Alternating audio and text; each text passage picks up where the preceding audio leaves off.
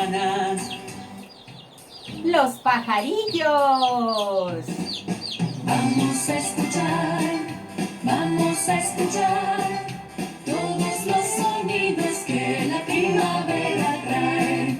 Presten atención y adivinarán quién entre las flores zumba, viene y va. Las abejas.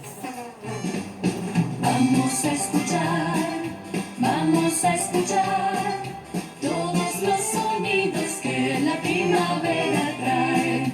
Baja la montaña y no tiene pies, corre entre las piedras, ¿sabes tú quién es? El agua. Vamos a escuchar todos los sonidos que la primavera trae. Salta, saltarina, salta muy alegre, canta en la laguna, canta cuando llueve. La ranita. Vamos a escuchar todos los sonidos que la primavera trae. Al llegar la